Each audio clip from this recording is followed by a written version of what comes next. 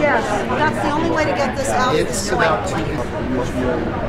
They made a legal decision that got ahead of the science. The jury is still out on whether FCC standards are adequate to protect public health.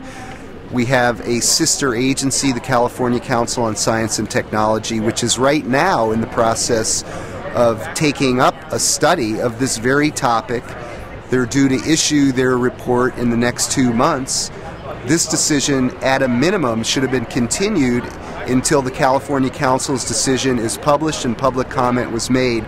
And it's an example of a regulatory agency ignoring science in order to facilitate really a corporate interest, a vested interest, an insider interest, and ignoring public health. And it's not good decision making. Thank you. Thanks. Is this the end of the issue for you? No. I think I'm looking forward to the California Council's decision. I think we're going to have legislation that's going to be introduced next week into the California legislature, which will at least allow ratepayers to opt out. I think that this whole deployment presents violations under the Americans with Disabilities Act, which has been completely ignored and whitewashed out of the administrative law judge's decision. So no, I think it's another hurdle that we're going to have to overcome, but we will overcome and we will continue because we have to. How do you like that decision? I'm disgusted. I just don't know how they sleep at night. If they know people are getting injured and people are coming here, driving far away to tell them that they're afraid for their children and people are being injured, how can they possibly sleep at night? It's disgusting. It's disgusting. And that mothers like me have to risk arrest to stop this is totally outrageous. It's outrageous, and I am willing to get arrested, and I'm gonna, and we've been chasing them out. We've been chasing the trucks out, but they keep coming back. It's like being terrorized. It's awful. It's like dealing with terrorism. It's a war. It's a war. I think PG&E and CPUC are pretty much one and the same. This whole smart meter program, to me, is a military operation. They use microwave beam weapons to disperse crowds, and the fact that people are fleeing their homes is just like a military occupation and part of the long history of PG&E's contamination and toxicity from Diablo Canyon Nuclear Power Plant, Hinkley, California, Chromium-6, which is in the news again, the San Bruno fire, the arcing, it's alleged, from the smart meters that were installed there a few months prior caused this huge conflagration. We need municipal utility districts that are owned and operated by the public and in the interests of the public. And we need to dismantle these agencies that are harming us and destroying our democracy. I'm exceedingly disappointed with the smug expressions. While they genuinely, on many instances, express some personal concerns, this is a stall while they install. The fact that they say and claim that they're waiting for more evidence to come in to advance their understanding as to why they should not consider the FCC standards when that has been provided time and time again, and that they are not stopping this massive deployment and control strategy that's underway and into all of our lives. They say a couple of months, we're going to be nearly fully deployed in a few months. The folks that are actually in the streets, not allowing this over their thresholds, will be the only ones hanging on by their fingernails to avoid this onslaught. They are massively installing, and as it continues to wrap around our necks, it gets closer and closer to each of our homes. And folks are really at the point now where we are taking to the streets over this issue, pleading with the powers that be to help us to alleviate what is continuing in unprecedented life change all of our lives. We will never live in our homes as we knew them in the past. We won't live tomorrow like we did yesterday. America is just collapsing in so many directions, and this is just the final tourniquet around the neck that will just strangle us to death. Thank you. This is being foisted upon us as a rollout program by PG&E to implement smart meters into our lives and improve our control to use electricity. This is not a rollout program. This is a roll over us program. It is squishing all of our rights and freedoms, the way we live in our homes, the health. My husband has recently required ringing of the ears, which I have been hearing time and time again with the folks that have been exposed to this wireless grid roll over us program. I was very disappointed with the response of the California Public Utility Commission. I think they're supposed to be there to protect us. We are the citizens of California, we're their consumers. Obviously, they are protecting other government agencies and all the agencies that they quoted, saying that they've done the studies, everything is fine. As I did my research, and what I said in my report today was that the Environmental Defense Fund, that you would think would be wanting an environmental impact study, they totally are on the side of smart meter, and they were using their expertise as attorneys to support smart meter and the smart meter grid, and demanded $25,000 for their services. And I pointed out that the California Public Utility Commission said, no, you are not worth $25,000, we're going to give you $17,900. So obviously their hours being logged were not accurate. So I asked, what other parts of this are not accurate?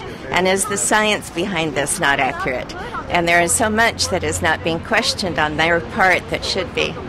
So that was my main argument, and I continue to demand that we have an environmental impact study that is accurate. You know, on the one hand, of course, I'm pretty upset because I wanted them to, you know, vote in our favor. But actually, there's no surprises, and there are some glimmers of hope there, really, is the truth. I mean, you know, Commissioner Simon was pretty clear that he's concerned about our health issues, and he is very open to changing his mind when the study comes out, you know, Huffman's study. And so that's very encouraging, and I felt like Commissioner Diane Gruzhnich, whose name I can never pronounce, it was the same way. And then it was and I felt some sympathy still from, you know, Commissioner Bond. I was put down by Peavy, and then Nancy Ryan, it was kind of confusing because she was the only one that dissented, which was in our favor, but yet she goes on and on how great they are.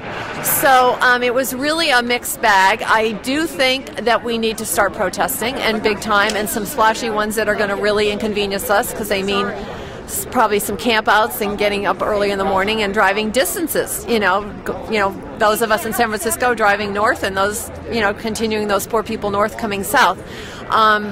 So I think if there are any ways we can continue, I know Cindy Sage is part of the group of people studying the health issue for the Huffman report. You know, if there's any way we can continue to impact that group of people, I think that would be important, because they're putting everything on that. You know, they're not listening to the Commonwealth with all the, you know, scientists. They're not listening to, you know, just so many other people. I mean, they had Cindy Sage and all those other people, you know, actually come and speak to people, the commissioners themselves and their aides. So we definitely need to not let them not forget about us. We need to be out there doing stuff, I think, big time. Well, I think it's very disappointing. The EMF Safety Network petition, otherwise known as application, was a very well-reasoned document. It is calling for health studies, health and safety studies, and they are absolutely needed, and it is very disappointing the Commission decided to deny the petition, which has taken a lot of work.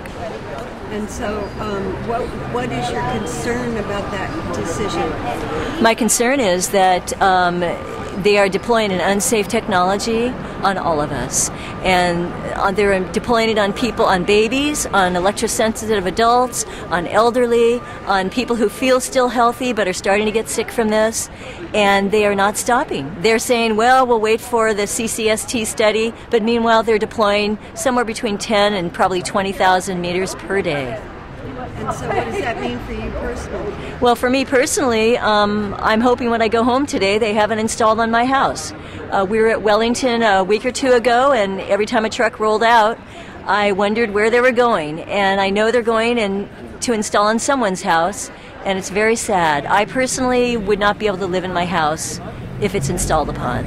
I can't go visit my 92-year-old father in Santa Rosa anymore, which is where I grew up. It's heartbreaking to me to not be able to visit him in his own home. But they've installed this whole neighborhood, so it's a toxic place for me. I become ill when I go there. It's heartbreaking.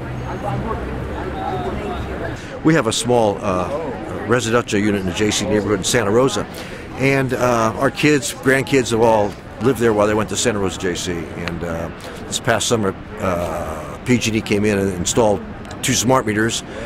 Didn't advise us. Oh, okay. I got you. Okay. Yeah, they did not advise us that they were going to install them. I found out when I went up to do some painting on the place and called PG&E, said, get these smart meters out here. And they said, oh, they were ordered to put them in by CPUC. Renita, and we've been married for a long time, has no history of headaches, and she was getting headaches when we were staying there at the unit overnight, working on the place. The 2 smart meters are right outside the kitchen window. I worried when I saw a PG&E truck out in the street, and I went over and talked to him and asked him what he was doing. He said he was reading my reader. Reading my meter. He was reading my meter from the truck. We got a handheld device. I said, how do you know you're getting my meter and not somebody else's meter? Oh, it's all coded and it's going to be correct. So our first full month's billing came after the meter was installed, and the bill was quite high. When I say high, it was hundreds. It was what was it? You don't have to say the exact figures. Okay. I think it's more impressive just to. Yeah. Okay. Our billing more than doubled. So I ran. You can go to the PG&E website and get your 2 years of usage and cost, and I did that for years 2008, 2009, and then also compared the same months, 2008, 2009, and our usage showed a huge increase, but we had the same amount of people there too. The billing was for those 2 months was like 120% increase over the previous 2 years. I say 2 years, not 2 years, but month-to-month comparison, 120% increase with a smart meter. I put it out on the website, and this last month, our PG&E bill dropped a bit. I had talked to the next door neighbor, and she said, gee, her PG&E bill went down the same month ours went up. Hers went down to $29 for gas and electricity. And I'm thinking that device reading the meters charged me for some of her electric and gas usage. I mean, flat out. She was shocked her PG&E bill went down, and I was shocked our PG&E more than doubled. So there you go, smart meters. My name's Alan Horn. I'm from Sebastopol, California. I'm a military veteran. My reaction to the denial of our petition is that this is totally anti-science, and this is totally anti-democratic, and this is totally against humanity. This is essentially a crime against humanity. The Nuremberg Codes, which we agreed to after World War II, said that we agreed to stop experimenting on human beings without their consent, especially in these diabolical Nazi-type experiments that were going on during World War II. And now the United States government has brought the Gestapo and Reinhard Gehlen's organization over here and made them a part of the CIA, and the same radio frequency radiation that I was trained in. I actually held devices in my hand, radio frequency radiation devices that were used to injure people or kill people, depending on how you set the setting, at sea. Okay, because at sea, war fighting at sea is a little different than it is on land, and so we would also use these devices to stop the jam communications, radio and telephone communications at sea, and also to stop ships' engines at sea, because radio frequency can be used for this purpose. And so, and so the military, as I said, is knows full well how dangerous and how injurious radio frequency radiation is, yet the Commission today refuses to conduct a health study. Now, this is insanity. This is the definition of insanity. Recently, at the Commonwealth Club on the 18th of November, a dozen, scientists, as I said before, came together, and they revealed to us that their own tests and tests of their colleagues showed cell damage from the non-ionizing radiation. So this issue no longer has two sides. Some think that it's damaging, some think it's don't. Even though there's many, many scientists that looked for damage and couldn't find any, now that we have credible scientists that found the damage, it does exist. And today in the CPUC meeting, the commissioners ignored the evidence that's been given, and they relied on the FCC guidelines and the World Health Organization guidelines, which also have not incorporated the fact that cell damage has been found. And the cell damage is the indication that there are in fact public health problems, and these people that even in myself had sometimes questioned their sincerity, the damage indicates that these kind of symptoms will be occurring in some people and more people as time goes by. When I first heard Deborah Taveras speak, she came and spoke in my home for our monthly Eagle Forum meeting, and then the next evening was the Republican Central Committee meeting for Sonoma County. I wrote up a resolution giving all of these main points and objectives against the smart meter, and I presented it to them.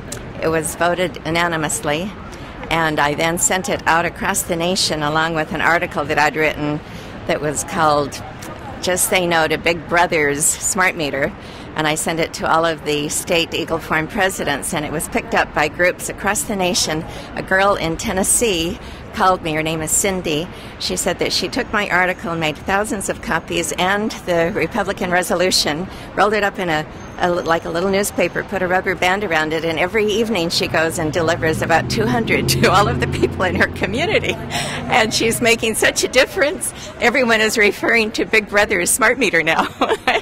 And the fact that the Republican Central Committee adopted this, because everyone thinks, well, Republicans are all for big business and big corporations and Silicon Valley and who's creating these chips. And, it's exciting to have Republicans coming out against this as well. And nationally as well, have you seen any more response other than Cindy? Are people... Well, the national president of Eagle Forum, Phyllis Schlafly, is on board with me, even though she was given a smart meter without her even knowing about it. Her smart meter is inside her home, and they came and knocked on her door and said, now, if you allow us to put this new modern meter in, we won't have to come inside your home to read your meter anymore. We can read it remotely. That's all they told her. She was told nothing about the health hazards. So now she's very concerned, and she told me, Orlean, I don't understand everything about this, but I trust you, and if this is a stand you're taking, then we will stand with you. So that's exciting.